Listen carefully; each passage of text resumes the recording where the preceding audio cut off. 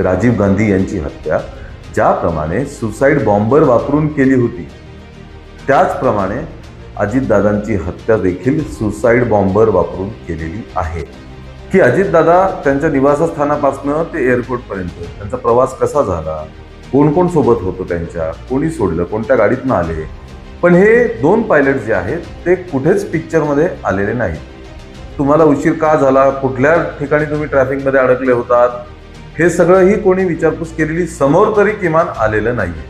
म्हणजे अजितदादांच्या निवासस्थानापासून ते एअरपोर्टपर्यंतचं सीसीटीव्ही फुटेज. आणि नमस्कार, मी हेमंत. आज आपण एका जुन्याच मुद्द्याची चर्चा करणार आहे. पण या मुद्द्याला कालपासून एक थोडं वेगळं आणि स्फोटक वळण आलेलं आहे. अजितदादा पवार यांचा 28 जानेवारीला अपघाती मृत्यू झाला, विमान अपघातात मृत्यू झाला. आणि त्यानंतर मोठ्या प्रमाणात हा अपघात आहे का घातपात आहे, घातपात आहे तर कोणी केला असेल याबद्दल बरंच बोललं जाते. रोहित पवारांनी 3 पत्रकार परिषदा घेतल्या आणि आपले सगळे मुद्दे मांडले. यात प्रामुख्याने अमोल मिटकरी हे यांनी सर्वात पहिले अशा पद्धतीनं शंका घेणं किंवा आपले जे काही कन्सर्न असतील ते मांडणं अमोल मिटकरींनी सुरू केलं. त्यानंतर त्यांनी एकामागे एक मुद्दे मांडले. आणि काल साधारणपणे 2 प्रसारमाध्यमांशी बोलताना त्यांनी अतिशय वेगळे आणि अतिशय स्फोटक मुद्दे मांडलेले आहेत. काही मुद्दे त्यांनी आधीचे जे होते तेच एकदा रिपीट केले. यानंतर त्यांनी ज्या शंका कुशंका उपस्थित केल्या त्या अत्यंत स्फोटक आहेत आणि विचार करायला लावणाऱ्या आहेत. सुरुवातीला त्यांनी ब्लॅक बॉक्स बद्दल वक्तव्य केलं की 28 जानेवारीला अपघात झाला आणि साधारणपणे 15 फेब्रुवारीच्या आसपास ब्लॅक बॉक्स मिळाला वगैरे अशा गोष्टी बाहेर आल्या. इतक्या दिवसात म्हणजे 17-18 दिवसामध्ये फक्त ब्लॅक बॉक्स मिळाला एवढीच काहीतरी प्रगती झाली. बरं, मिळाला ब्लॅक बॉक्स, त्यातही शंका आली की तो जळून त्यातला डेटा नष्ट झाला असेल वगैरे. यावरती अमोल मिटकरींनी गंभीर आक्षेप घेतलेला आहे की एवढीच काय ती तपासामध्ये प्रगती झालेली आहे, या पलीकडे नाही या अलीकडे नाही, याच्या पुढे पाऊलच पडलेलं नाही असं मिटकरी म्हणतात. त्यानंतर त्यांनी एक खूप महत्वाचा मुद्दा उपस्थित केला की नियोजित पायलट्स जे होते, जे नंतर बदलण्यात आले, हे नियोजित पायलट्स या पूर्ण अपघात झाल्यापासून ते आजपर्यंत हे कधीच कुठेच समोर आले नाही. त्यांना कोणी बोलावलं नाही, म्हणजे बोलावलं असेल तर माहीत नाही, ते तसं जाहीर केलेलं नाही. पण हे 2 पायलट जे आहेत ते कुठेच पिक्चरमध्ये आलेले नाहीत. सकाळी सकाळी म्हणजे साधारणपणे अजितदादा 7:15ला त्यांचं विमान टेक ऑफ करणार होतं, त्यांना उशीर झाला. पण जर 7:15 म्हणजे ते 6-6:30ला ते एअरपोर्टवर हजर असायला पाहिजेत.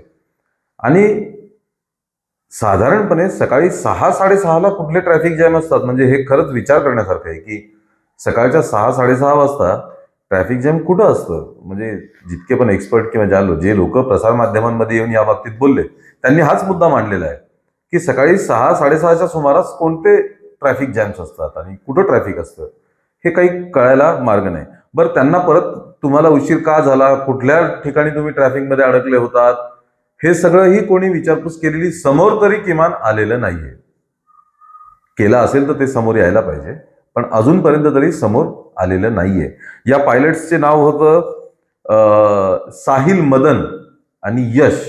हे 2 नियोजित पायलट होते जे की ट्रॅफिकमुळे त्यांना उशीर झाला आणि ते येऊ शकलं नाही असं म्हटलं जात आहे. बरं, हे ट्रॅफिकमध्ये जर हे लोक होते तर त्या दरम्यानचे सगळे सीसीटीव्ही फुटेज की खरंच ट्रॅफिक होतं का नाही होतं हे सीसीटीव्ही फुटेजनी लगेच तपासले जाऊ शकतं. पण ते पण तपासले गेले की नाही हे माहीत नाही असं मिटकरी म्हणतात. त्यानंतर मिटकरींनी आणखी एक मुद्दा मांडला, तो म्हणजे की अजितदादा त्यांच्या निवासस्थानापासून ते एअरपोर्टपर्यंत त्यांचा प्रवास कसा झाला, कोण कोण सोबत होतं त्यांच्या, कोणी सोडलं, कोणत्या गाडीतनं आले, सोबत कोणी सोडायला आलं होतं का, सोडून ते परत गेलेत का, हे सगळं सीसीटीव्हीच्या आधारे तपासलं जाऊ शकतं. म्हणजे अजितदादांच्या निवासस्थानापासून ते एअरपोर्टपर्यंतचं सीसीटीव्ही फुटेज आणि त्या 2 नियोजित पायलट्स खरंच कुठं अडकले होते याचा तपास. अमोल मिटकरी म्हणतात ह्या 2 मुद्द्यांचा बेसिक तपास तर आधी करा, त्यानंतर black box, cockpit voice recording हा सगळा नंतरचा भाग झाला. ह्या ज्या गोष्टी ग्राउंडवर घडत होत्या त्या तरी किमान लवकर तपासल्या गेल्या पाहिजेत. म्हणजे काय बेसिक माहिती तरी आपल्या समोर येऊ शकतं असं मितकरी म्हणतात. त्यात सोबतच त्यांनी हे पण म्हटलंय की हा मुद्दा आता ते अधिवेशनात मांडणार आहेत. कारण मितकरी स्वतः आणि त्यांच्या म्हणण्याप्रमाणे की राष्ट्रवादी पक्षच पुढं तपासावरती अजिबात खुश नाहीये, समाधानी नाहीये की तपास योग्य दिशेने योग्य गतीने होतोय की नाही होतोय. त्यानंतर मितकरी जे म्हणाले ते खरंच खूपच स्फोटक होतं. पहिले तर त्यांनी संतोष देशमुख यांच्या मुद्द्याला हात घातला की संतोष देशमुखांचा एवढा वादंग झाला त्या प्रकरणाचा, त्यांना ज्या पद्धतीने मारण्यात आलं, ज्या पद्धतीने सगळ्या गोष्टी घडल्या, या सगळ्या गोष्टींचा एवढा गाजावाजा झाला, मीडियामध्ये एवढं चाललं, पण आज कोणी त्या प्रकरणाबद्दल बोलतंय का? तर नाही बोलत आहे. म्हणजे तो मुद्दा मागे पडलाय. मितकरींच्या म्हणण्याप्रमाणे अजितदादांचा मुद्दा हा मागं पडता कामा नये. तो मागं नाही पडला पाहिजे. त्याच्यावरती काम झालं पाहिजे, त्याच्यावरती योग्य तपास झाला पाहिजे आणि गोष्टी पुढे आल्या पाहिजेत. त्यानंतर मितकरी जे म्हणाले, जे तुम्ही थंबनेलमध्ये सुद्धा बघितलं असेल, की अजितदादांचा विमान अपघातातील मृत्यू हा घातपात आहे. हे ते पूर्वीपासूनच म्हणतात की संशयास्पद आहे आणि घातपात आहे. त्याचप्रमाणे त्यांनी एक उदाहरण दिलं, एका पूर्वी घडलेल्या घटनेचा दाखला देत म्हणलं की ज्याप्रमाणे राजीव गांधी यांची हत्या सुसाईड बॉम्बर वापरून केली होती, राजीव गांधी यांची हत्या ज्याप्रमाणे सुसाईड बॉम्बर वापरून केली होती, त्याचप्रमाणे अजितदादांची हत्या देखील सुसाईड बॉम्बर वापरून केलेली आहे.